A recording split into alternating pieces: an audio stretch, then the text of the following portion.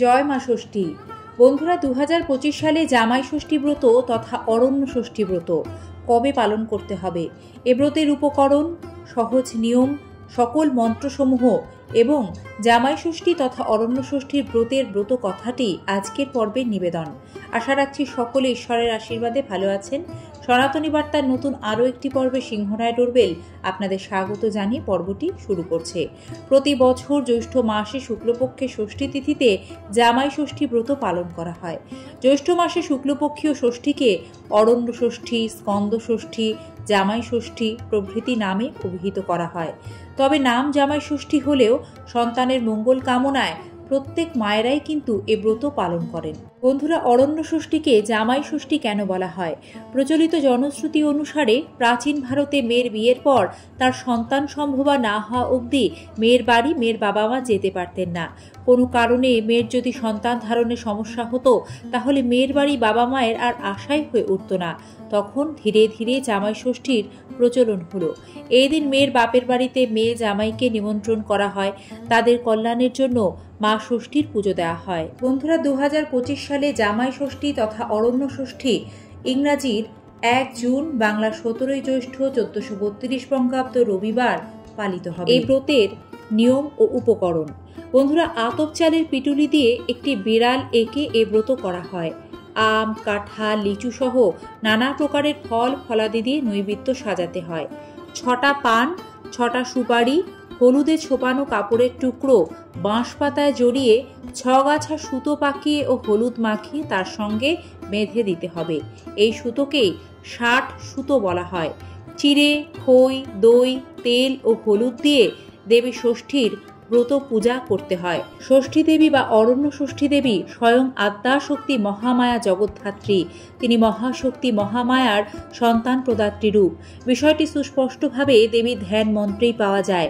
ত্রিভুজাং যুবতিং ষষ্ঠীং বরাভয় জুতাৎসরেত গৌরবর্ণাং মহাদেবীং নানালঙ্কার ভূষিতাম দিব্যবস্ত্র পরিধানাং বাম ক্রোড়ে সুসূত্রিকাম প্রসন্নবদনাং নৃত্যাং জগদ্ধাত্রীং সুতো প্রদাম সর্বলক্ষণ সম্পন্নাং পিনন্নত পয়োধরাম। সকলের কপালে কাঁচা হলুদ স্পর্শ করে দেবীর আশীর্বাদ সূচক 60 সুতো ডান হাতে মঙ্গল কামনায় বাঁধতে হয়। হাতে ষষ্ঠীর সুতো বেঁধে দেওয়ার পর কপালে দইয়ের ফোঁটা দিতে হয়।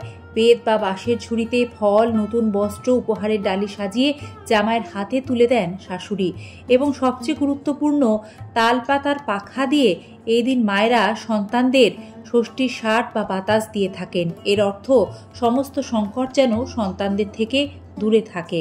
বন্ধুরা, এই পূজার অবিচ্ছেদ্য অংশ হল দেবীর মাহাত্ম্যসূচক ব্রত কথার বর্ণনা বা পাঠ। দেবীর পুজো শেষে এই ব্রতকথা পাঠ করতে হয়। তা না হলে এই অরণ্য ষষ্ঠী বা জামাই ষষ্ঠীর ব্রত অসম্পূর্ণ থেকে যায়। শ্রবণ করুন জামাই ষষ্ঠী বা অরণ্য ষষ্ঠীর ব্রত কথা। এক ব্রাহ্মণের ঘরে তার 3 ছেলে ও তাদের 3 বউ থাকতেন, আর ছিল তাদের পোষা বেড়াল। 3 বউয়ের মধ্যে ছোট বউ মাঝে মাঝে খাবার জিনিস চুরি করে খেতেন আর দোষ চাপাতেন তাদের পোষা বেড়ালটার ওপর। বেড়ালটা ছিল মা ষষ্ঠীর বাহন।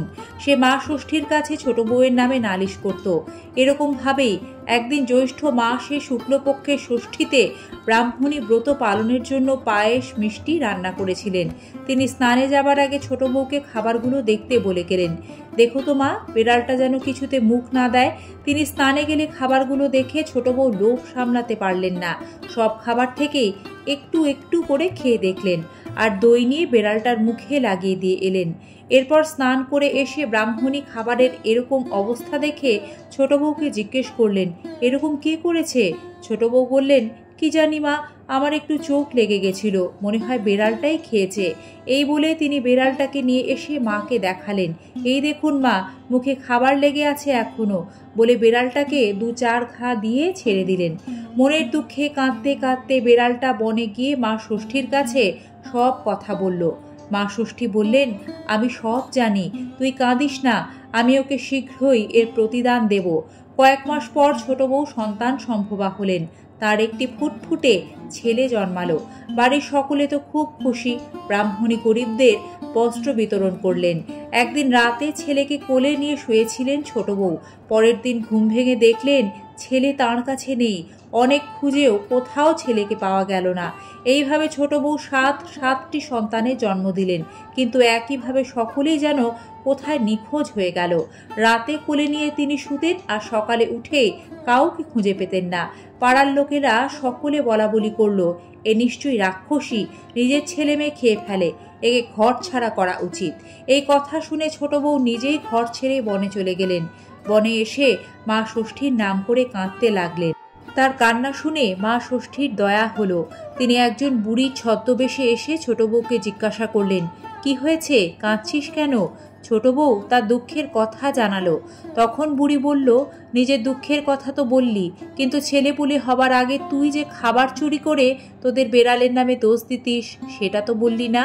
ছোট বউ তখন বুড়ির পায়ের ওপর লুটিয়ে পড়লেন। তুমি কে মা? আমার এত কথা জানলে কি করে? মা ষষ্ঠী নিজের পরিচয় দিলেন। তখন ছোট বউ আরও জোরে তাঁর পা জড়িয়ে ধরে বললেন, আমি অনেক ভুল করেছি মা, আমায় ক্ষমা করো, তুমি যা বলবে আমি তাই শুনব।